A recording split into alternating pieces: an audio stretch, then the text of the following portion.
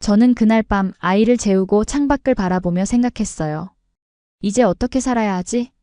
모국에는 돌아갈 수 없고 한국에서는 아이를 혼자 키워야 하고 그때는 정말 내일이 오지 않았으면 좋겠다고 생각했어요.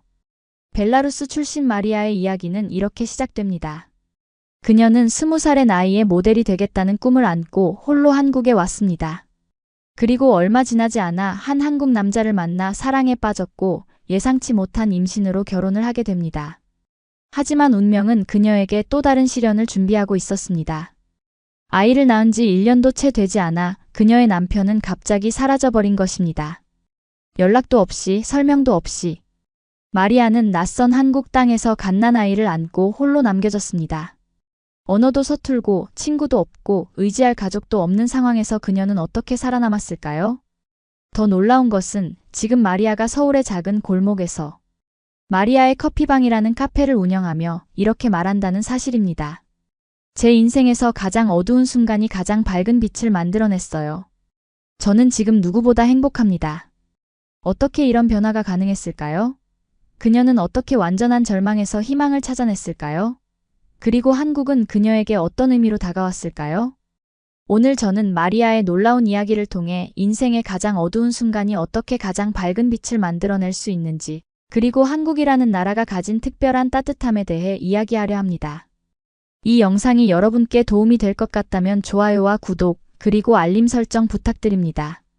이제 마리아의 여정을 함께 따라가 볼까요? 저는 마리아라고 합니다. 벨라루스 작은 도시 고멜에서 태어나 자랐습니다.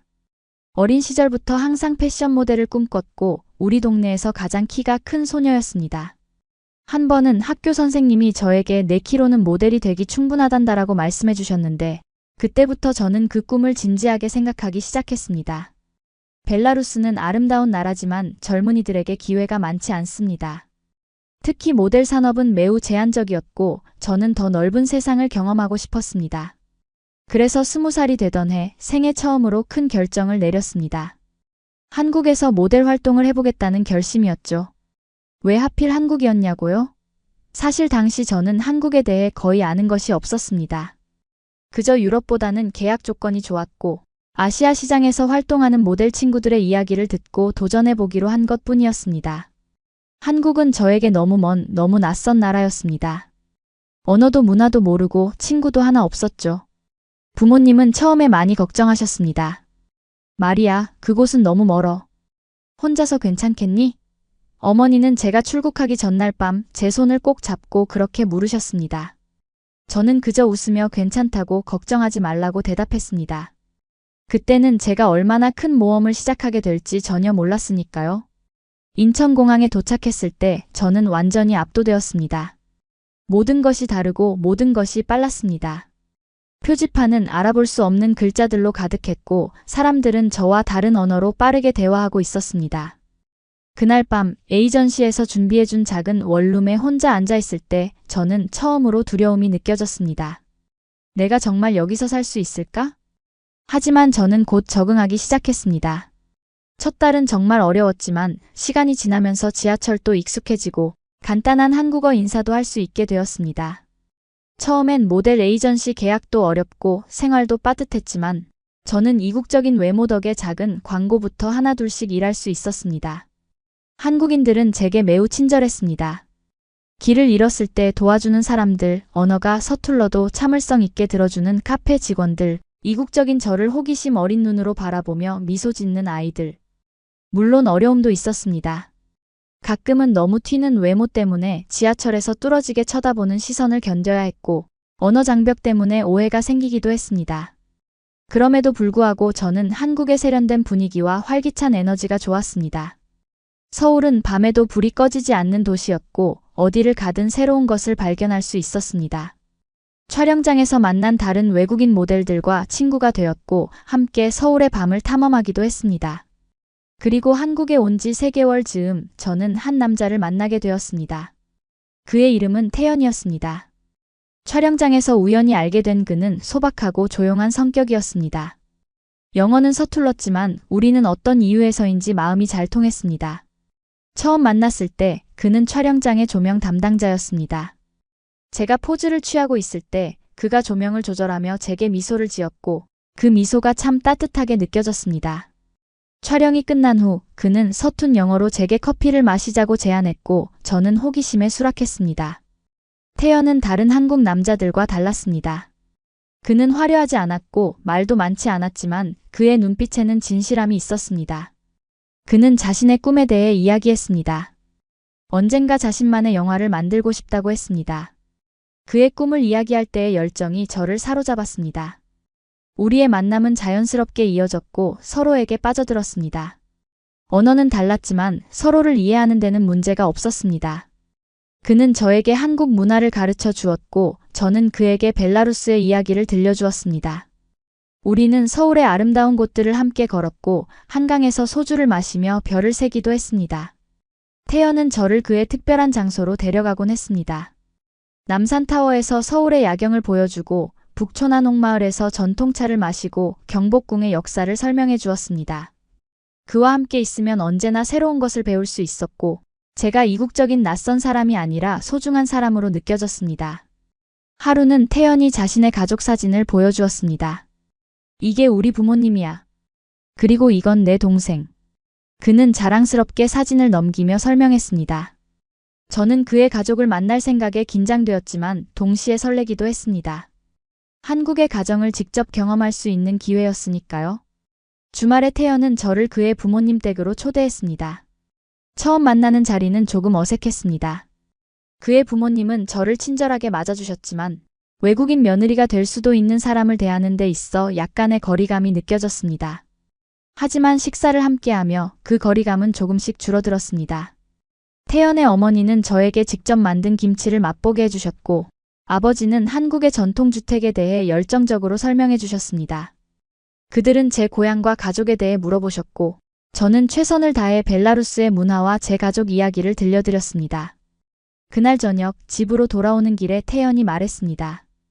부모님이 너를 마음에 들어 하셨어. 특히 어머니가. 그렇게 우리의 관계는 점점 깊어졌고 저는 한국에서의 삶에 더 깊이 뿌리내리기 시작했습니다. 모델 일도 조금씩 늘어났고 한국어도 조금씩 배워가고 있었습니다. 태연은 제게 한글을 가르쳐 주었고 저는 그에게 러시아어 기본 단어를 가르쳐 주었습니다. 우리는 서로의 언어와 문화를 배우며 차이점을 즐기고 있었습니다. 그러나 인생은 때로 우리가 계획하지 않은 방향으로 흘러갑니다. 그리고 그것은 종종 우리가 가장 예상하지 못했던 순간에 찾아옵니다. 사랑은 빠르게 피어났고 우리의 관계도 급속도로 진전되었습니다. 그리고 교제한 지 5개월 만에 저는 뜻밖의 소식을 듣게 됩니다. 임신이었죠. 처음에는 믿을 수 없었습니다. 계획에 없던 일이었고 저는 아직 한국에서의 모델 경력을 시작하는 단계였으니까요. 임신 테스트기를 보며 저는 울었습니다. 기쁨 때문이 아니라 두려움 때문이었습니다. 태연에게 이 사실을 어떻게 말해야 할지, 그가 어떤 반응을 보일지, 저의 모델 경력은 어떻게 될지. 수많은 생각이 머릿속을 스쳐 지나갔습니다. 그날 밤 떨리는 마음으로 태연에게 전화를 걸었습니다. 태연, 우리 만나야 할 것 같아. 중요한 얘기가 있어. 그는 바로 달려왔고 제가 임신했다는 사실을 알렸을 때 그의 반응은 제가 예상했던 것과 달랐습니다. 그는 잠시 침묵했다가 갑자기 저를 꼭 안아주었습니다. 걱정하지 마. 우리 함께 잘 해결해보자. 그의 목소리에는 불안함도 있었지만 동시에 따뜻함도 있었습니다. 그리고 그는 제 손을 잡고 이렇게 말했습니다. 결혼하자, 마리아. 그 순간 저는 혼란스러웠습니다. 결혼? 그것은 너무 급격한 변화였습니다. 우리는 겨우 5개월 동안 만난 사이였고 서로에 대해 아직 많이 알지 못했습니다. 하지만 동시에 태연의 진심 어린 눈빛과 따뜻한 손길에서 안정감을 느꼈습니다. 생각할 시간이 필요해, 제가 말했습니다. 태연은 이해한다는 듯 고개를 끄덕였습니다. 당연하지. 그동안 내가 옆에 있을게. 다음 날 저는 가장 가까운 친구인 소피아에게 전화를 걸었습니다. 소피아는 우크라이나 출신으로 저와 비슷한 시기에 한국에 온 모델이었습니다. 그녀는 제 상황을 듣고 곧바로 제 원룸으로 달려왔습니다. 마리아, 네가 어떤 결정을 내리든 내가 옆에 있을게. 소피아는 제 손을 잡으며 말했습니다. 하지만 정말 태연을 사랑해? 그와 함께 가정을 이루고 싶어? 그 질문에 저는 깊이 생각해 보았습니다. 태연과의 시간은 짧았지만 그는 제가 만난 사람들 중 가장 진실된 사람이었습니다. 그는 항상 제 말을 경청했고 제 꿈을 존중했으며 제가 어려움을 겪을 때마다 곁에 있어 주었습니다. 그리고 무엇보다 그와 함께 있을 때 저는 집에 있는 것 같은 편안함을 느꼈습니다.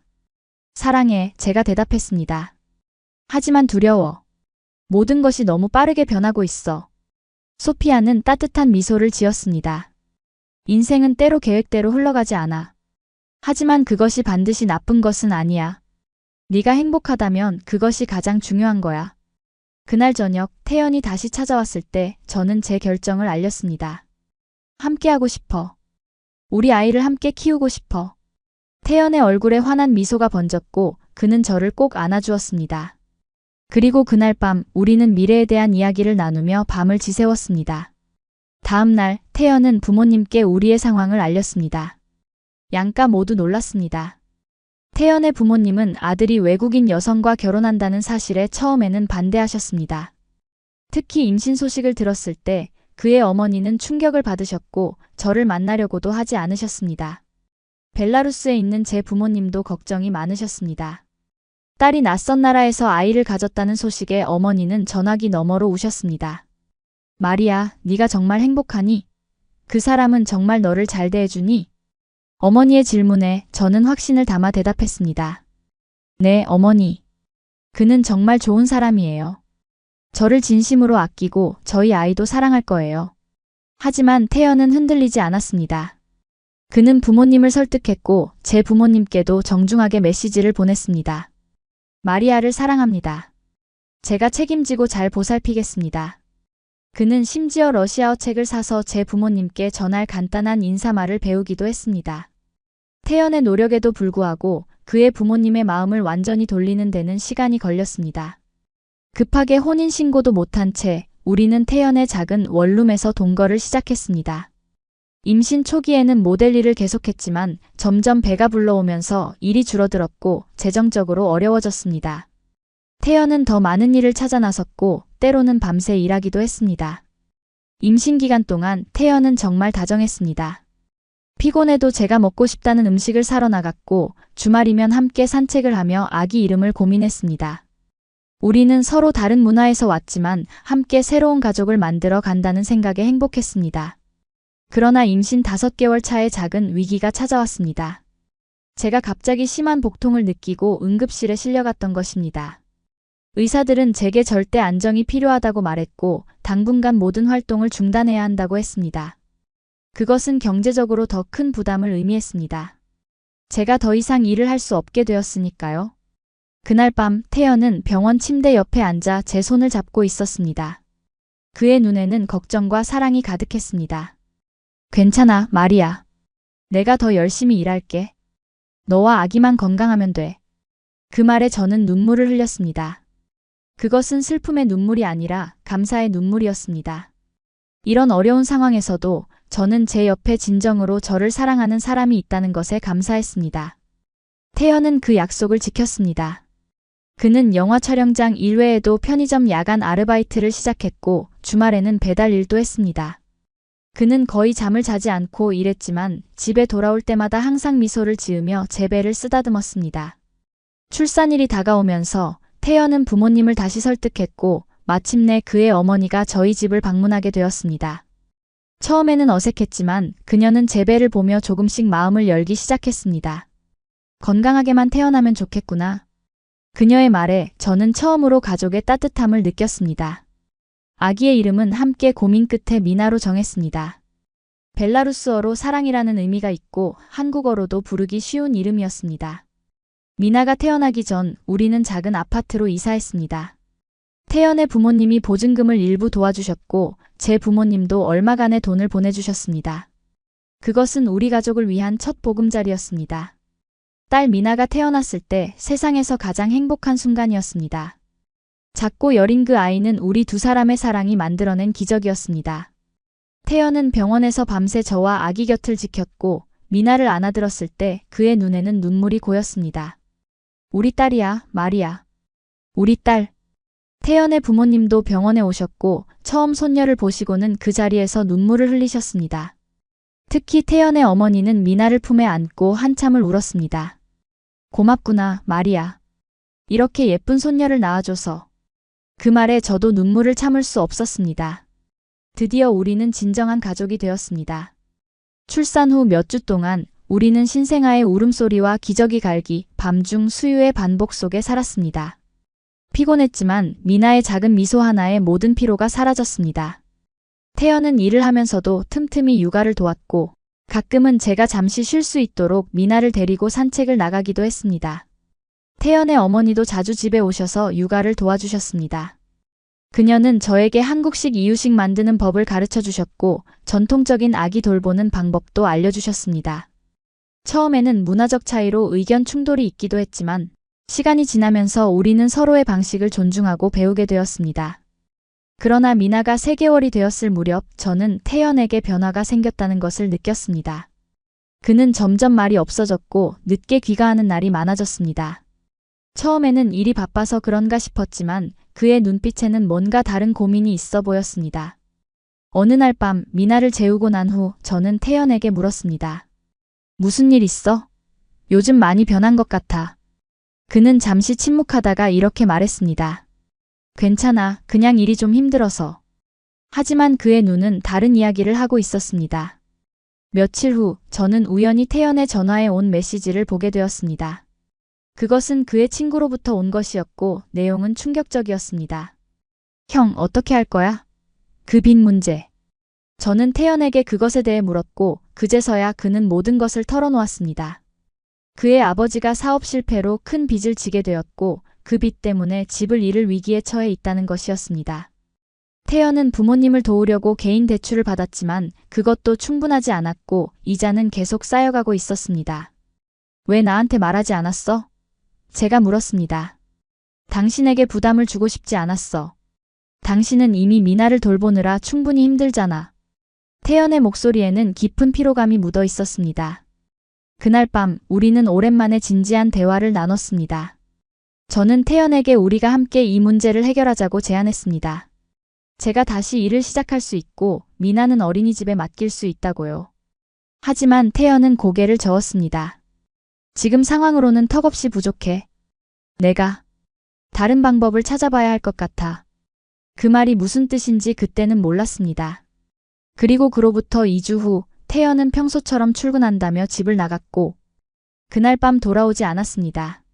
전화는 꺼져 있었고 메시지는 읽지 않았습니다. 하루가 지나고 이틀이 지나고 일주일이 지나도 그는 돌아오지 않았습니다. 그렇게 저는 서울 한복판에서 미나를 품에 안고 혼자 남겨졌습니다. 태연이 사라진 후 첫 몇 주는 악몽과도 같았습니다. 저는 그의 친구들에게 연락해 보았지만 아무도 그가 어디 있는지 알지 못했습니다.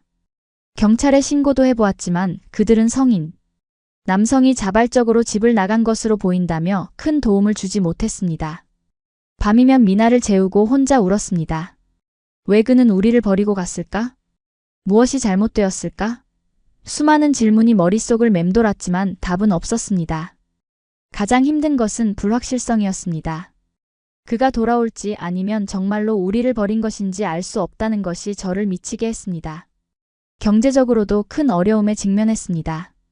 태연이 월세를 내던 아파트는 곧 계약이 만료될 예정이었고 제 통장에는 얼마 남지 않은 돈뿐이었습니다.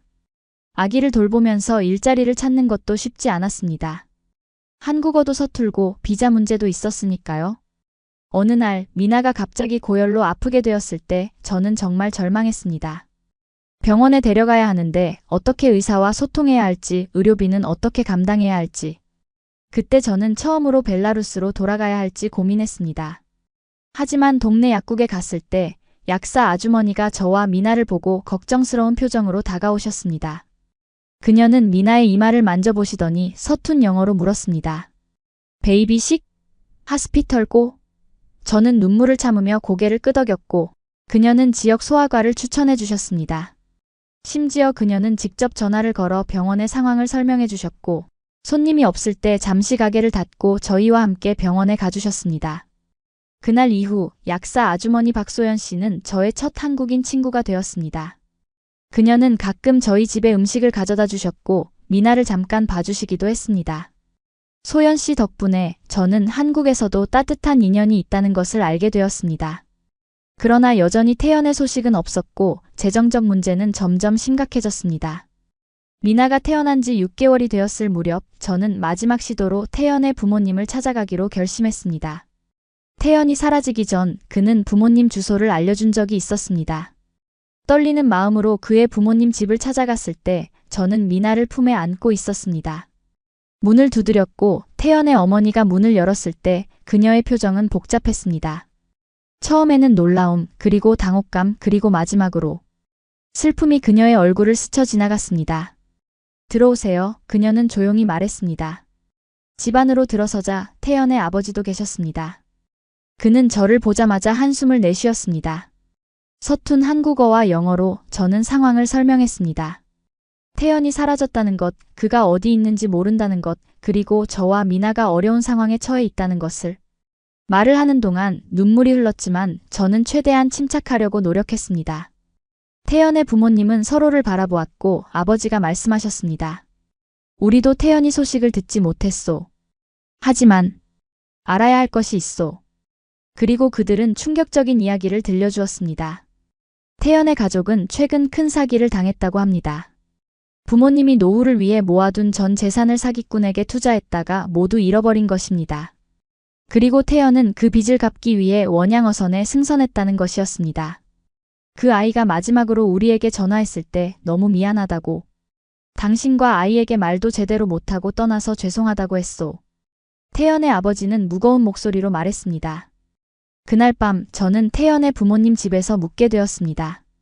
미나를 본 순간 시어머니는 아무 말 없이 품에 안았습니다. 그녀의 눈에는 눈물이 고여 있었고 미나의 작은 손을 잡으며 중얼거렸습니다. 태연을 닮았구나. 다음 날 아침 시어머니는 저에게 제안했습니다. 마리아, 당신과 미나가 우리와 함께 살면 어떻겠소? 우리 집은 작지만 방은 하나 더 있어요. 그 제안은 저에게 큰 위안이 되었습니다. 하지만 동시에 저는 독립적으로 살아가는 법을 배워야 한다고 느꼈습니다. 만약 태연이 정말로 돌아오지 않는다면 저와 미나는 스스로의 힘으로 살아가야 했으니까요. 정말 감사합니다. 하지만 저는 제 길을 찾아야 할 것 같아요. 대신 미나를 가끔 봐주실 수 있으실까요? 제가 일을 찾아보려고 해요. 시부모님은 이해한다는 듯 고개를 끄덕이셨고 언제든 도움이 필요하면 연락하라고 하셨습니다. 그리고 그들은 작지만 소중한 도움을 주셨습니다. 몇 개월치 월세를 대신 내주시고 미나의 분유와 기저귀를 사주셨습니다. 그날 이후 저는 새로운 결심을 했습니다. 더 이상 태연이 돌아오기를 기다리는 것이 아니라 제 자신과 미나를 위해 강해지기로 한 것입니다. 소연 씨의 도움으로 저는 동네 카페에서 파트타임 일을 시작했습니다. 주로 주말에 일했고 미나는 시부모님이 봐주셨습니다. 카페 일은 쉽지 않았습니다. 한국어가 서툴러 주문을 받을 때 실수를 하기도 했고 가끔은 손님들의 답답해하는 표정을 견뎌야 했습니다. 하지만 동료들은 대부분 친절했고 특히 매니저님은 제가 한국어를 배울 수 있도록 많이 도와주셨습니다. 일을 시작하고 몇 주 후 저는 소연 씨를 통해 다른 기회도 얻게 되었습니다. 그녀의 조카가 모델 에이전시에서 일하고 있었는데 외국인 모델을 찾고 있다는 것이었습니다. 저는 망설임 없이 그 기회를 잡았고 에이전시와 면접을 보게 되었습니다. 당신의 이력서를 보니 벨라루스에서도 모델 경험이 있네요. 에이전시 담당자가 말했습니다. 아이가 있다고 들었는데 일정 조율이 가능할까요? 저는 자신감 있게 대답했습니다. 네, 가능합니다. 제 시부모님과 친구들이 도와주고 있어요. 저는 정말 이 일을 하고 싶습니다. 다행히도 에이전시는 저를 채용했고 저는 다시 모델 일을 시작할 수 있었습니다. 물론 예전처럼 많은 일을 할 수는 없었지만 주로 사진 촬영이나 작은 패션쇼에 참여하며 경력을 이어갔습니다. 미나를 시부모님께 맡기고 낮에는 촬영장으로, 저녁에는 카페로, 그리고 밤에는 외국인 모델들이 모이는 바에서 통역 아르바이트까지 뛰었습니다. 처음에는 너무 힘들었습니다. 촬영이 끝나면 바로 다른 일로 달려가고 새벽에 집에 돌아와 몇 시간 자고 다시 일어나야 했으니까요. 가장 힘든 것은 미나와 함께하는 시간이 줄어든다는 것이었습니다. 아침에 출근할 때 자고 있는 아이의 볼에 살짝 키스하고 밤늦게 돌아와 잠든 아이를 안아보는 것이 전부였습니다. 가끔은 미나가 저를 못 알아볼까 봐 두려웠습니다. 하지만 시간이 지나면서 조금씩 상황이 나아졌습니다. 제 모델 경력이 쌓이면서 더 좋은 일자리를 얻게 되었고 소득도 늘어났습니다. 한국어도 조금씩 늘어 간단한 대화는 할 수 있게 되었습니다. 그 시절은 제 인생에서 가장 힘들었지만 가장 성숙해진 시간이기도 했습니다. 저는 매일 아침 거울을 보며 스스로에게 말했습니다. 마리아, 넌 할 수 있어. 미나를 위해서라도 강해져야 해. 태연이 떠난 지 3개월이 지났을 무렵 어느 날 저녁 시어머니로부터 전화가 왔습니다. 그녀의 목소리는 흥분으로 가득 차 있었습니다. 마리아, 좋은 소식이야. 경찰에게 연락이 왔어. 우리를 속인 사기범이 체포됐대. 며칠 뒤 태연이 배 위에서 찍은 편지를 보내왔습니다. 곧 돌아갈 수 있을 것 같아. 미안해. 그의 글씨는 흔들렸지만 그 짧은 문장에 담긴 감정은 깊었습니다. 그 편지를 받고 저는 복잡한 감정에 휩싸였습니다. 한편으로는 태연이 살아있다는 사실에 안도했지만 다른 한편으로는 그가 우리에게 제대로 설명도 없이 떠났다는 사실에 여전히 상처를 받았습니다. 그리고 무엇보다 이제 저는 태연 없이도 살아갈 수 있다는 것을 알게 되었습니다. 힘들지만 저와 미나는 계속해서 앞으로 나아가고 있었으니까요. 시어머니는 매주 태연에게서 소식을 전해 들었고 그것을 저에게 알려주었습니다. 태연은 원양어선에서 하루 18시간씩 일하며 가족의 빚을 갚기 위해 노력하고 있었습니다. 그의 계약은 2년이었지만 사기범이 체포되고 일부 돈을 되찾게 되면서 조기 귀국할 수 있게 되었다고 합니다. 그리고 드디어 태연이 떠난 지 1년 만에 그가 돌아온다는 소식을 들었습니다. 저는 미나를 데리고 인천항으로 그를 마중 나갔습니다. 이제 미나는 1년 반이 되었고 아빠의 얼굴을 기억하지 못했습니다. 하지만 저는 매일 밤 태연의 사진을 보여주며 이게 아빠야라고 가르쳤습니다. 인천항에서 그를 처음 보았을 때 저는 그를 알아보기 힘들었습니다. 그는 많이 변해 있었습니다. 피부는 거칠게 탔고 몸은 더 마르고 단단해져 있었습니다. 하지만 그의 눈빛은 여전히 같았습니다. 태연은 미나를 보자마자 눈물을 흘렸습니다. 그는 딸을 안으려고 했지만 미나는 낯설어하며 저에게 더 꼭 안겼습니다. 태연의 얼굴에 상처받은 표정이 스쳤지만 곧 이해한다는 듯 미소를 지었습니다. 그가 가져온 인형을 받아들자 미나는 금세 마음을 열었습니다. 집으로 돌아오는 길 태연은 말이 없었습니다. 예전의 남편이 아니었습니다. 눈빛엔 깊은 피로가 있었고 손에는 굳은 살이 박혀 있었습니다. 그날 밤 미나가 잠든 후 우리는 처음으로 제대로 대화를 나눴습니다. 정말 미안해, 마리아. 내가 너무 어리석었어. 그의 목소리는 떨렸습니다. 부모님 빚 때문에 급하게 결정했어. 너와 미나에게 제대로 설명도 못하고. 하지만 매일 너희 생각했어. 태연은 원양어선에서의 1년이 얼마나 힘들었는지 이야기했습니다. 하루 18시간씩 일하고 거친 바다에서 목숨을 걸고 때로는 인간 이하의 대우를 받기도 했다고 합니다. 하지만 그가 버틸 수 있었던 이유는 오직 하나, 저와 미나에게 돌아가기 위해서였다고 합니다. 이제 다 갚았어. 부모님 빚도 우리 빚도. 새로 시작할 수 있어. 그의 말에 저는 복잡한 감정이 들었습니다. 한편으로는 그가 돌아와서 기뻤지만 다른 한편으로는 그가 우리를 두고 혼자 결정한 것에 대한 상처가 아직 남아 있었습니다. 태연, 나는 네가 돌아와서 기뻐. 하지만 네가 우리에게 말도 없이 떠났다는 사실은 쉽게 잊을 수 없어. 네가 없는 동안 나와 미나는 정말 힘들었어. 제 목소리는 떨렸지만 저는 제 감정을 솔직하게 표현했습니다. 태연은 고개를 숙였습니다. 알아. 내가 잘못했어. 그때는 어떻게 해야 할지 몰랐어. 부모님 빚도 문제였지만 우리 가족을 제대로 부양하지 못하는 내 자신이 너무 부끄러웠어. 하지만 이제는 달라질 거야. 내가 증명할게. 그의 말에 저는 그를 꼭 안아주었습니다. 비록 1년이란 시간 동안 많은 일이 있었지만 그가 돌아왔다는 사실 자체가 기적처럼 느껴졌습니다. 우리는 다시 시작하기로 했습니다. 천천히 하지만 함께. 하지만 현실은 쉽지 않았습니다. 태연은 다시 일자리를 찾아야 했고 저희의 재정 상황도 여전히 불안정했습니다. 그는 말없이 오토바이를 샀고 새벽마다 일어나 택배를 배달하고 오후엔 음식점 배달 알바를 뛰었습니다. 저는 모델 일과 병행하며 둘이서 악착같이 살았습니다. 태연의 귀환 후 처음 몇 개월은 적응하는 시간이었습니다. 우리 사이에는 말로 표현하지 않은 상처와 그리움이 있었고 때로는 사소한 일로 다투기도 했습니다. 하지만 매일 밤 미나가 잠든 모습을 함께 지켜보며 우리는 다시 가족이 되어가고 있다는 것을 느꼈습니다. 그리고 어느 날 태연이 집에 돌아와 흥분된 목소리로 말했습니다. 마리아, 내가 새 일자리를 구했어. 영화 스튜디오에서 조명 보조로 일하게 됐어. 그의 눈은 오랜만에 반짝였고 저는 그를 위해 진심으로 기뻤습니다. 태연은 그 일을 시작으로 조금씩 영화계에서 자리를 잡아갔습니다. 그는 재능이 있었고 열심히 일했습니다. 감독들은 그의 성실함과 창의력을 알아봤고 점점 더 중요한 작업을 맡기기 시작했습니다. 무엇보다도 그는 매일 저녁 집에 돌아와 미나를 안아주고 저와 함께 시간을 보내려 노력했습니다.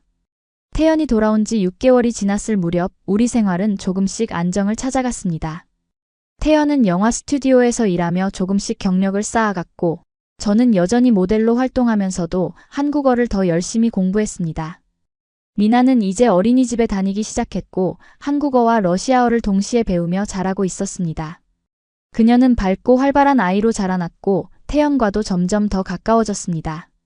가끔 태연이 미나를 어깨에 태우고 집에 돌아오는 모습을 볼 때면 저는 모든 어려움을 견뎌낸 보람을 느꼈습니다. 처음 한국에 왔을 땐 이 나라는 차갑고 이기적인 도시처럼 느껴졌습니다. 외국인에 대한 시선, 언어 장벽, 문화적 차이. 모든 것이 낯설고 때로는 두렵기까지 했습니다. 하지만 시간이 지날수록 저는 한국이란 나라의 진짜 얼굴을 보기 시작했습니다. 어려운 저를 도와준 동네 이모들, 촬영장 스태프들의 조용한 배려, 그리고 무엇보다도 책임을 다하려고 밤낮 없이 일하는 한국 사람들의 모습에서 저는 깊은 인상을 받았습니다.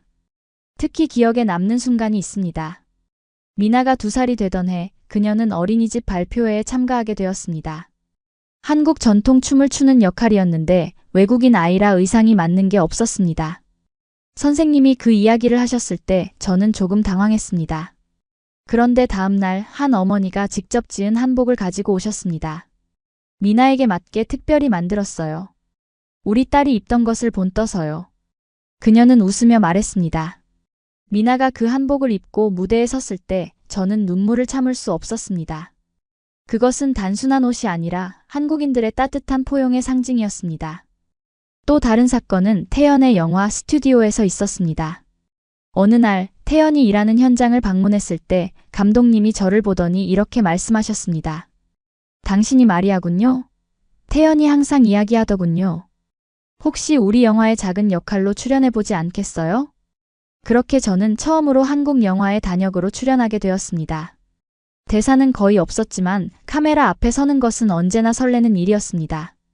촬영이 끝나고 감독님은 제게 이렇게 말씀하셨습니다. 당신은 카메라 앞에서 빛나요. 앞으로도 기회가 있을 거예요. 그 말이 현실이 되어 저는 점점 더 많은 영화와 드라마의 작은 역할로 출연하게 되었습니다. 외국인 캐릭터가 필요할 때마다 저를 찾아주셨고 비록 큰 역할은 아니었지만 저는 그 기회에 감사했습니다. 태연도 조명 기사에서 점점 더 중요한 역할을 맡게 되었고 가끔은 독립영화의 촬영 감독으로 일하기도 했습니다. 우리는 함께 영화 세계에서 작은 꿈을 키워가고 있었습니다. 이런 경험들을 통해 저는 깨달았습니다. 이 나라는 사람을 통해 진심을 증명하는구나. 처음엔 돈을 벌기 위한 나라였지만 이젠 마음을 맡긴 나라이기도 합니다. 미나가 3살이 되던 해 우리는 벨라루스에 있는 제 부모님을 한국으로 초대했습니다. 처음 한국을 방문하신 부모님은 모든 것이 신기하셨습니다. 특히 어머니는 제가 한국어로 대화하는 모습을 보시고 놀라셨습니다. 마리아, 네가 이렇게 잘 적응할 줄 몰랐구나. 부모님은 미나와 함께 시간을 보내며 행복해하셨고 태연의 부모님과도 만나셨습니다. 언어는 통하지 않았지만 손주를 사랑하는 마음은 같았습니다. 두 가족이 함께 식사하는 모습을 보며 저는 문화와 언어의 장벽을 넘어 우리가 얼마나 비슷한지 다시 한번 느꼈습니다. 부모님이 돌아가시기 전 어머니는 제 손을 잡고 이렇게 말씀하셨습니다. 처음에는 네가 이렇게 멀리 떠나는 것이 걱정됐단다. 하지만 이제 보니 넌 여기서 행복한 것 같구나. 그게 엄마에게는 가장 중요한 거야. 그 말씀이 저에게는 큰 위안이 되었습니다. 한국에서의 삶이 항상 쉬운 것은 아니었지만 저는 이곳에서 제자리를 찾아가고 있었습니다. 그리고 무엇보다 미나에게 두 문화의 아름다움을 모두 가르칠 수 있다는 것이 저에게는 큰 축복이었습니다. 태연이 돌아온 지 3년, 우리 가족의 생활은 안정을 찾아갔습니다. 태연은 이제 독립영화의 촬영감독으로 인정받기 시작했고, 저는 모델 일과 함께 작은 연기 활동도 계속하고 있었습니다. 미나는 초등학교에 입학할 준비를 하고 있었고, 한국어와 러시아어를 자유롭게 구사하는 똑똑한 아이로 자라고 있었습니다. 그러던 어느 날 태연이 특별한 제안을 가지고 왔습니다. 마리아, 우리 카페를 열어보는 건 어때? 항상 네가 말했잖아. 언젠가 카페를 열고 싶다고. 그의 제안은 갑작스러웠지만 가슴이 뛰었습니다. 사실 저는 벨라루스에 있을 때부터 작은 카페를 운영하는 꿈이 있었습니다. 사람들이 모여 이야기하고 따뜻한 음료를 마시며 휴식을 취하는 공간을 만들고 싶었습니다. 하지만 한국에서 사업을 시작한다는 것은 큰 도전이었습니다. 정말 할 수 있을까? 우리가? 제 질문에 태연은 확신에 찬 눈빛으로 고개를 끄덕였습니다. 우리가 이제까지 못 해낸 게 뭐가 있어? 함께라면 할 수 있어. 우린 힘들게 모은 돈으로 서울 외곽 작은 상가를 계약했습니다. 그곳은 번화가는 아니었지만 주변에 주택가와 작은 회사들이 있어 손님이 꾸준할 것으로 예상했습니다. 계약금을 내고 남은 돈으로 가구와 장비를 구입했고 태연의 영화계 친구들이 와서 인테리어를 도와주었습니다. 제가 직접 인테리어를 하고 태연은 원두 공부를 했습니다. 우리는 카페 이름을 마리아의 커피방으로 정했습니다. 한국적인 방이라는 단어와 제 이름을 결합한 이름이었습니다. 오픈 전날 밤 태연과 저는 카페에 앉아 내일을 상상했습니다. 마리아, 생각해봐. 내일부터 우리는 카페 주인이야. 태연의 말에 저는 웃음을 지었습니다. 벨라루스에서 온 여자가 서울에서 카페를 연다니 누가 상상이나 했겠어? 오픈 첫날 저는 너무 긴장해서 아침부터 속이 울렁거렸습니다. 과연 손님이 올까? 우리 커피 맛은 괜찮을까? 수많은 걱정이 머릿속을 맴돌았습니다. 문을 연 지 1시간이 지났을 무렵 첫 손님이 들어왔습니다. 중년 여성이었는데 그녀는 저를 보고 약간 놀란 표정을 지었습니다. 외국인이시네요? 그녀의 질문에 저는 긴장한 채로 고개를 끄덕였습니다. 네, 벨라루스에서 왔습니다. 그녀는 아메리카노를 주문했고 태연이 정성껏 내린 커피를 대접했습니다. 그녀는 한 모금 마시더니 미소를 지었습니다. 맛있네요. 이 동네에 이런 카페가 생겨서 좋아요. 그 말 한마디가 저에게는 큰 용기가 되었습니다. 첫날은 손님이 많지 않았지만 오는 분들마다 커피 맛을 칭찬해 주셨고 외국인 주인에 대한 호기심도 보여주셨습니다. 고객들은 외국인 여주인에 놀라워했고 저는 벨라루스 전통 디저트를 한국식으로 재해석해 메뉴에 넣었습니다. 벨라루스 허니케이크는 우리 카페의 시그니처 메뉴가 되었고 손님들이 특별히 찾는 디저트가 되었습니다. 물론 처음에는 어려움도 많았습니다. 때로는 재료가 부족하거나 손님이 적은 날도 있었고 한국의 복잡한 사업 규정을 이해하는 것도 쉽지 않았습니다. 하지만 태연과 저는 함께 이 모든 것을 극복해 나갔습니다. 입소문이 나면서 단골이 생기기 시작했고 가끔은 SNS를 보고 찾아온 외국인 관광객도 있었습니다. 어떤 손님은 벨라루스 음식과 문화에 대해 질문하기도 했고 저는 그런 대화를 통해 제 고향의 추억을 나눌 수 있어 행복했습니다. 미나도 학교가 끝나면 종종 카페에 들렀고 손님들은 한국어와 러시아어를 자유롭게 오가는 미나를 보며 감탄했습니다. 그녀는 가끔 손님들에게 러시아어로 인사하는 법을 가르쳐 주기도 했습니다. 카페가 자리를 잡아가면서 저는 이곳이 단순한 사업이 아니라 문화교류의 공간이 되고 있다는 것을 느꼈습니다. 한국인들에게 벨라루스의 문화를 소개하고 저 역시 더 깊이 한국 문화를 이해하는 장소였습니다. 어느 날 한 잡지사에서 연락이 왔습니다. 서울의 독특한 카페를 소개하는 기사를 쓰고 있다며 우리 카페를 취재하고 싶다는 것이었습니다. 인터뷰 당일 저는 긴장했지만 태연이 옆에서 응원해 주었습니다. 기자는 제 이야기에 깊은 관심을 보였고 벨라루스에서 온 모델이 어떻게 서울에서 카페 주인이 되었는지 그 과정에서 어떤 어려움이 있었는지 물었습니다. 저는 솔직하게 이야기했습니다. 처음 한국에 왔을 때의 두려움, 태연과의 만남, 그가 사라졌을 때의 절망, 그리고 다시 만나 함께 카페를 열기까지의 여정을. 기자는 제 이야기를 들으며 눈시울을 붉혔고 이렇게 말했습니다. 정말 감동적인 이야기네요. 독자들에게 큰 용기를 줄 것 같아요. 그 잡지 기사가 나간 후 우리 카페는 더 많은 사람들에게 알려졌습니다. 주말이면 자리가 없을 정도로 붐비기 시작했고 태연은 주방 일을 도와주기 위해 영화 일을 줄이기도 했습니다.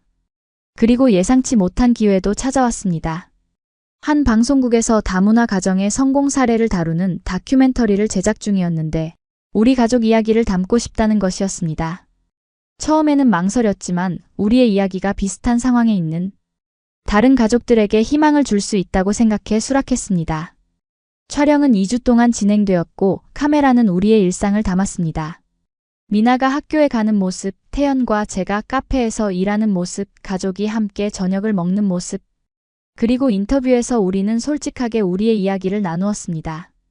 다큐멘터리가 방영된 후 많은 사람들이 카페를 찾아와 응원의 메시지를 전해주었습니다. 특히 다문화 가정의 어머니들은 저에게 큰 위로를 받았다고 말씀해 주셨습니다. 저는 제 경험이 다른 사람들에게 도움이 될 수 있다는 사실에 깊은 감사함을 느꼈습니다. 카페를 연 지 7년이 지난 지금 우리는 여전히 작고 소박한 카페를 운영하고 있습니다. 저는 모델 대신 바리스타 유니폼을 입고 태연은 여전히 영화 일을 하면서도 카페를 함께 운영합니다. 미나는 이제 초등학교에 다니는 활발한 소녀가 되었고 카페에서 숙제를 하거나 손님들과 이야기하는 것을 좋아합니다. 우리 카페는 이제 단순한 커피숍이 아니라 지역사회의 작은 모임 장소가 되었습니다. 주변 회사 직원들은 점심 후 커피를 마시러 오고 주부들은 오후에 모여 수다를 떨며 시간을 보냅니다. 외국인들도 종종 찾아와 고향의 이야기를 나누곤 합니다. 지금 우리 둘은 매일이 감사하고 매일이 자랑스럽습니다. 저는 이곳에서 인생을 배웠고 태연은 가족을 지키기 위해 무엇이든 했습니다. 한국은 우리에게 단순한 타국이 아닌 운명을 바꾼 터전이 되었습니다. 어느 날 한 단골 고객이 저에게 물었습니다. 마리아 씨, 한국에서 살면서 가장 좋은 점이 뭐예요? 그 질문에 저는 잠시 생각에 잠겼습니다. 한국에서의 삶은 수많은 도전과 어려움의 연속이었지만 동시에 많은 기쁨과 성취감도 주었습니다. 저는 한국에서 진정한 회복력을 배웠어요. 제가 대답했습니다. 이곳 사람들이 어려움을 이겨내는 방식, 포기하지 않고 계속 나아가는 정신. 그것이 제게는 가장 큰 선물이었어요. 태연과 저는 이제 우리의 작은 성공을 벨라루스에 있는 제 가족과도 나눌 수 있게 되었습니다. 요즘은 부모님께도 매달 용돈을 드릴 수 있습니다. 처음 송금을 했을 때 어머니는 전화로 울먹이며 말씀하셨습니다. 마리아, 네가 이렇게 잘 살고 있다니 너무 기쁘구나. 내 선택이 옳았던 거야. 미나는 어느덧 초등학교에 입학했고 한국어가 더 능숙합니다. 때로는 제가 한국어로 실수할 때 웃으며 고쳐주기도 합니다. 가끔은 남편보다도 더 저를 잘 챙깁니다. 엄마, 오늘은 비가 올 거래. 우산 챙겨가. 아침마다 일기예보를 확인하고 저에게 알려주는 미나의 모습에서 저는 그녀가 얼마나 한국 문화에 잘 적응했는지 느낍니다. 미나가 11살이 되던 해 우리는 큰 결정을 내렸습니다. 벨라루스를 방문하기로 한 것입니다. 미나가 태어난 이후 처음으로 우리 가족이 함께 제 고향을 방문하는 여행이었습니다.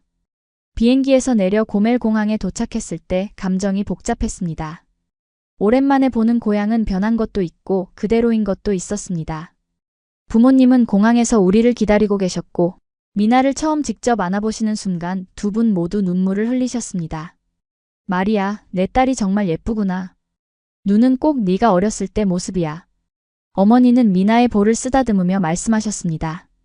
미나는 처음에는 쑥스러워했지만 곧 할머니, 할아버지와 친해졌습니다. 태연도 비록 언어는 통하지 않았지만 성심성의껏 시부모님을 대했고 그의 진심은 전달되었습니다. 고향에서의 이주는 마치 꿈 같았습니다. 미나에게 제가 자랐던 곳들을 보여주고 어린 시절 친구들과 재회하고 벨라루스의 음식과 문화를 경험하게 했습니다. 미나는 특히 벨라루스의 전통 빵 쿨리치를 좋아했고 할머니와 함께 만드는 시간을 즐겼습니다. 하지만 2주가 지나고 한국으로 돌아갈 시간이 다가왔을 때 저는 이상한 감정을 느꼈습니다. 고향이 그리웠지만 동시에 한국으로 돌아가고 싶다는 생각도 들었습니다. 11년 동안의 한국 생활은 저를 바꿔놓았고 이제 서울은 제 마음의 또 다른 고향이 되어 있었습니다. 비행기에 오르며 미나가 물었습니다. 엄마, 우리는 어디 사람이에요? 벨라루스 사람이에요? 한국 사람이에요? 그 순간 저는 깊은 생각에 잠겼습니다. 우리는 정말 어디에 속하는 걸까요? 우리는 두 세계를 모두 가진 사람들이야, 미나. 제가 대답했습니다. 그것은 약점이 아니라 큰 축복이지. 우리는 두 나라의 아름다움을 모두 알고 있으니까. 한국으로 돌아온 후 저는 카페에 작은 변화를 주기로 했습니다. 한쪽 벽면에 벨라루스의 사진들과 함께 한국에서의 우리 가족 사진들을 나란히 걸었습니다. 그것은 우리 가족의 이야기, 두 문화가 만나 하나가 된 이야기를 시각적으로 보여주는 작은 전시였습니다. 손님들은 그 사진들에 관심을 보였고 저는 기꺼이 우리 이야기를 나누었습니다. 벨라루스에서 온 여성이 어떻게 한국에서 새로운 삶을 시작했는지, 어떤 어려움이 있었는지, 그리고 어떻게 그것을 극복했는지. 마리아 씨 이야기를 들으면 힘이 나요. 한 단골 고객이 말했습니다. 저도 요즘 힘든 시간을 보내고 있는데 마리아 씨처럼 이겨낼 수 있을 것 같아요. 그런 말을 들을 때마다 저는 제 경험이 다른 사람들에게도 의미가 있다는 것을 깨달았습니다. 제 이야기가 누군가에게 작은 희망이 될 수 있다는 사실이 저를 겸손하게 만들었습니다. 태연도 이제는 완전히 달라졌습니다. 원양어선에서 돌아온 후 처음에는 말이 없고 무거웠던 그가 이제는 다시 웃음을 되찾았습니다. 그는 카페에서 손님들과 이야기하는 것을 즐기고 가끔은 자신의 경험담을 나누기도 합니다. 그리고 무엇보다 미나에게 헌신적인 아버지가 되었습니다. 태연 씨는 정말 좋은 아버지예요. 어느 날 한 손님이 말했습니다. 미나를 학교에 데려다주는 모습을 자주 봐요. 항상 웃으면서 이야기하고 정말 다정해 보여요. 그 말을 들었을 때 저는 뭉클했습니다. 우리가 얼마나 많은 어려움을 거쳐왔는지, 그리고 지금 이 순간이 얼마나 소중한지 다시 한번 느꼈습니다. 미나가 11살이 되면서 그녀는 자신의 정체성에 대해 더 많은 질문을 하기 시작했습니다. 엄마, 나는 한국인이야? 벨라루스인이야? 그것은 단순한 질문이 아니었습니다. 그것은 두 문화 사이에서 자라난 아이가 자신의 정체성을 찾아가는 여정의 시작이었습니다. 저는 미나에게 두 나라의 역사와 문화에 대해 가르쳐 주었고, 그녀가 자신만의 방식으로 이 두 세계를 연결할 수 있도록 도왔습니다. 미나는 학교에서 나의 뿌리찾기 프로젝트를 통해 벨라루스에 대한 발표를 했고, 친구들에게 러시아어 단어를 가르쳐 주기도 했습니다. 한 번은 미나의 선생님이 저를 불러 이야기를 나눴습니다. 미나는 정말 특별한 아이예요. 두 문화를 모두 이해하고 있다는 것이 그녀에게는 큰 장점이 되고 있어요. 그리고 그녀는 그것을 자랑스럽게 생각하고 있어요. 그 말을 들으며 저는 모든 어려움이 값진 것이었다고 느꼈습니다. 제가 한국에서 겪은 모든 도전과 시련이 미나에게는 더 넓은 세계관과 더 깊은 이해력을 선물해 주었으니까요. 카페를 연 지 7년이 지난 어느 날 태연이 특별한 제안을 가지고 왔습니다. 마리아, 내가 생각한 게 있어. 우리 카페를 좀 더 확장해보는 건 어때? 지금 옆 가게가 비었는데 우리가 그곳까지 확장하면 공간이 2배가 될 거야. 태연의 제안은 저를 설레게 했습니다. 그동안 우리 카페는 꾸준히 성장해왔고 특히 주말에는 자리가 부족할 정도로 많은 손님이 찾아왔습니다. 어떤 계획이 있어? 제가 물었습니다. 한쪽은 지금처럼 카페로 유지하고 새로운 공간은 문화교류 공간으로 만들면 어떨까 생각 중이야. 벨라루스 문화를 소개하는 작은 전시회도 열고 다양한 나라의 사람들이 모여 이야기를 나눌 수 있는 장소로 만드는 거지. 그의 아이디어는 저에게 큰 영감을 주었습니다. 한국에 온 지 11년이 넘었지만 여전히 많은 외국인들이 적응하는데 어려움을 겪고 있다는 것을 알고 있었습니다. 우리의 경험이 그들에게 도움이 될 수 있을 것 같았습니다. 우리는 곧 계획을 실행에 옮겼습니다. 옆 가게를 계약하고 공사를 시작했습니다. 태연의 영화계 친구들이 다시 한번 도움을 주었고 우리는 밤늦게까지 직접 페인트 칠을 하고 가구를 배치했습니다. 새로운 공간은 마리아의 문화방이라는 이름을 갖게 되었고 오픈 행사로 벨라루스 문화의 밤을 개최했습니다. 저는 고향의 전통 의상을 입고 벨라루스의 음식과 음악 그리고 문화에 대해 소개했습니다. 생각보다 많은 사람들이 찾아와 주었고 그 중에는 다른 나라에서 온 외국인들도 있었습니다. 그 행사를 계기로 우리는 매달 다른 나라의 문화를 소개하는 이벤트를 열기 시작했습니다. 프랑스, 베트남, 인도, 브라질. 서울에 살고 있는 다양한 국적의 사람들이 자신의 문화를 공유하는 장소가 되었습니다. 미나도 이 활동에 적극적으로 참여했습니다. 그녀는 이제 11살이 되었고 다양한 나라의 문화를 접하는 것을 즐겼습니다. 특히 그녀는 다른 나라의 아이들과 교류하는 프로그램을 제안했고 우리는 주말마다 어린이 세계 탐험이라는 작은 모임을 시작했습니다. 우리의 카페는 이제 단순한 사업을 넘어 문화교류의 중심지가 되어가고 있었습니다. 지역 신문에도 소개되었고 심지어 한 방송국에서 우리 이야기를 다큐멘터리로 만들고 싶다는 제안도 받았습니다. 마리아, 생각해봐. 우리가 이렇게까지 올 줄 누가 알았겠어? 태연은 밤늦게 카페 정리를 마치고 집으로 돌아가는 길에 말했습니다. 처음 만났을 때 우리가 이런 일을 하게 될 줄은 상상도 못했어. 그의 말에 저는 미소 지었습니다. 정말 그랬습니다. 20살의 나이에 모델이 되겠다는 꿈을 안고 한국에 왔을 때 제가 이런 삶을 살게 될 줄은 전혀 예상하지 못했습니다. 하지만 이제 돌이켜보면 모든 어려움과 도전이 저를 지금 이 자리로 이끌었다는 것을 알 수 있었습니다.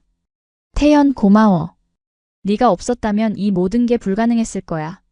제가 말했습니다. 태연은 제 손을 잡고 미소 지었습니다. 아니야, 마리아. 네가 없었다면 내가 불가능했어. 내 용기와 강인함이 우리를 여기까지 오게 한 거야. 우리는 서로를 바라보며 웃었습니다. 11년 전 서로 다른 세계에서 온 우리가 만나 이렇게 하나의 이야기를 만들어가고 있다는 것이 신기했습니다. 어느 날 벨라루스 대사관에서 문화 담당관이 우리 카페를 찾아왔습니다. 그는 우리의 활동에 대해 들었다며 대사관과 협력해 더 큰 규모의 문화 행사를 개최하면 어떻겠냐는 제안을 했습니다. 마리아 씨는 벨라루스와 한국의 문화 교류에 중요한 역할을 하고 계세요. 대사관에서도 이런 민간 차원의 교류를 적극 지원하고 싶습니다. 그의 말에 저는 깜짝 놀랐습니다. 그렇게 해서 첫 번째 벨라루스-한국 문화축제가 탄생했습니다. 대사관의 지원으로 우리는 서울 시내 중심부에 있는 큰 문화센터를 빌려 3일간의 축제를 열었습니다. 벨라루스 전통 음식, 음악, 춤, 예술 작품 등이 소개되었고 한국인들은 처음 접하는 벨라루스 문화에 큰 관심을 보였습니다. 축제의 마지막 날, 저는 작은 무대에 올라 제 이야기를 나누었습니다. 모델이 되기 위해 한국에 온 벨라루스 소녀가 어떻게 이 나라에서 가정을 이루고 어려움을 극복하고 결국 두 문화를 연결하는 다리가 되었는지. 많은 사람들이 제 이야기에 감동받았고 축제가 끝난 후에도 카페를 찾아와 더 많은 이야기를 듣고 싶어 했습니다. 그 축제를 계기로 우리 카페는 더 많은 사람들에게 알려졌고 마리아의 문화방은 서울에서 다문화 교류의 상징적인 장소가 되어갔습니다. 미나도 이런 변화 속에서 더욱 성장했습니다. 그녀는 이제 벨라루스어와 러시아어, 한국어, 영어까지 4가지 언어를 유창하게 구사하게 되었고 다양한 문화 행사에서 통역을 담당하기도 했습니다. 그녀는 자신의 독특한 배경을 자랑스럽게 생각했고 학교에서도 다문화 이해 교육에 적극적으로 참여했습니다. 엄마, 나중에 커서 나도 엄마처럼 다른 나라에 가서 살아보고 싶어요. 세계 여러 나라를 여행하면서 다양한 문화를 배우고 싶어요. 미나는 종종 그런 꿈을 이야기했습니다. 그녀의 말을 들을 때마다 저는 제가 딸에게 좋은 본보기가 되었다는 사실에 감사했습니다. 저는 미나가 어떤 선택을 하든 그녀가 강인하고 용기 있는 여성으로 자라나길 바랐습니다. 어느 날 오후 카페에 한 노부부가 찾아왔습니다. 그들은 조용히 구석자리에 앉아 커피를 마시고 있었습니다. 제가 다가가 추가 주문을 여쭤보았을 때 노인분이 말씀하셨습니다. 저희는 특별한 이유가 있어서 이곳에 왔습니다. 당신의 이야기를 TV에서 보았거든요. 저희도 50년 전 국제 결혼을 했답니다. 저는 미국인이고 아내는 한국인이에요. 그 시절에는 지금보다 훨씬 더 어려웠죠. 그들은 자신들의 이야기를 들려주었습니다. 한국전쟁 이후 미군으로 한국에 주둔했던 그가 어떻게 한국인 아내를 만나 사랑에 빠졌는지, 그리고 그들이 미국으로 이주한 후 얼마나 많은 편견과 차별에 맞서 싸워야 했는지. 그들의 이야기는 저희 이야기와 많은 부분이 닮아 있었습니다. 당신들을 보니 우리의 젊은 시절이 생각나요. 힘들었지만 결코 포기하지 않았죠. 지금 우리는 함께 50년을 보냈고 3명의 자녀와 7명의 손주들이 있습니다. 다문화 가정이 얼마나 아름다운 유산을 만들어낼 수 있는지 알게 되었죠. 그 노부부의 이야기는 저에게 큰 위안과 희망을 주었습니다. 그들처럼 저와 태연도 어려움을 극복하고 아름다운 이야기를 만들어갈 수 있을 것이라는 확신이 들었습니다. 시간이 흐르면서 우리 카페는 점점 더 많은 이야기의 중심지가 되어갔습니다. 다양한 배경을 가진 사람들이 찾아와 자신의 경험을 나누고 서로에게 위로와 용기를 주었습니다. 그것은 단순한 카페가 아니라 작은 공동체였습니다. 저는 이 모든 것이 한국에서 가능했다는 사실에 감사합니다. 한국은 저에게 가족을 주었고 책임을 가르쳐 주었고 사랑이란 건 언어보다 진심이라는 걸 알려주었습니다. 벨라루스에서 온 한 젊은 여성의 이야기는 이렇게 계속되고 있습니다. 서울의 작은 카페에서 두 문화를 연결하는 다리를 만들어가는 이야기. 그리고 이 이야기는 아직 끝나지 않았습니다. 때로는 인생이 우리를 예상치 못한 방향으로 이끌기도 합니다. 11년 전 저는 모델이 되기 위해 한국에 왔습니다. 하지만 지금 저는 카페 주인이자 문화교류의 다리, 그리고 무엇보다도 한 가정의 어머니가 되었습니다. 그리고 이 모든 변화가 저를 더 행복하고 충만한 사람으로 만들어 주었습니다. 제가 가장 어두운 순간에 있을 때 저는 절대로 지금의 행복을 상상하지 못했습니다. 그때 누군가 저에게 11년 후 너는 서울에서 성공적인 카페를 운영하고 있을 거야 라고 말했다면 저는 아마도 웃었을 것입니다. 하지만 이것이 바로 인생의 아름다움입니다. 우리가 가장 예상하지 못했던 순간에 가장 놀라운 축복이 찾아올 수 있다는 것입니다. 최근 한 인터뷰에서 기자가 저에게 물었습니다. 마리아 씨, 한국에서의 경험을 통해 배운 가장 중요한 교훈은 무엇인가요? 제 대답은 간단했습니다. 인내와 적응력입니다. 그리고 무엇보다 진정한 가치는 물질적인 성공이 아니라 우리가 만드는 관계와 나눔에 있다는 것입니다. 태연은 이제 독립영화감독으로서 자신의 이름을 알리기 시작했고, 저는 벨라루스와 한국의 문화교류 대사로 활동하고 있습니다. 미나는 중학교에 진학할 준비를 하고 있으며 국제학교에 지원해 더 넓은 세계를 경험하고 싶어 합니다. 우리의 이야기는 계속됩니다. 그리고 저는 앞으로도 많은 도전과 기쁨이 있을 것이라고 확신합니다. 하지만 이제 저는 두렵지 않습니다. 어떤 어려움이 찾아오더라도 우리 가족은 함께 그것을 극복할 수 있다는 것을 알기 때문입니다.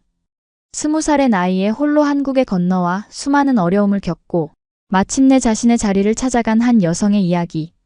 이것은 단순한 성공 이야기가 아닙니다. 이것은 용기와 인내, 그리고 희망에 관한 이야기입니다. 사랑은 국경을 넘고 책임은 언어를 초월합니다. 어떤 상황에서도 진심과 노력은 결국 통하게 되어 있습니다. 혹시 지금 혼자라고 느끼는 분이 있다면 마리아의 이야기를 기억해 주세요.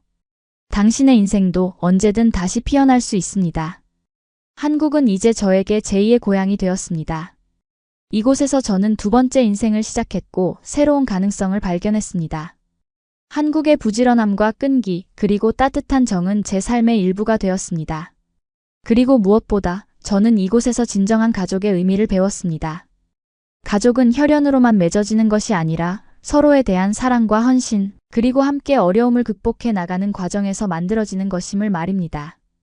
지금도 매일 아침 카페 문을 열기 전 저는 잠시 멈추어 감사의 마음을 느낍니다.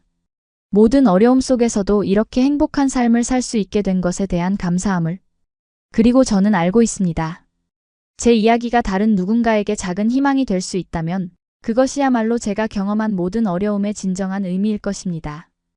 영상이 마음에 드셨다면 댓글로 응원의 메시지를 남겨주시고 좋아요와 구독, 공유도 부탁드립니다. 여러분의 응원이 저희에게 큰 힘이 됩니다. 다음 영상에서 또 다른 감동적인 이야기로 찾아뵙겠습니다. 감사합니다.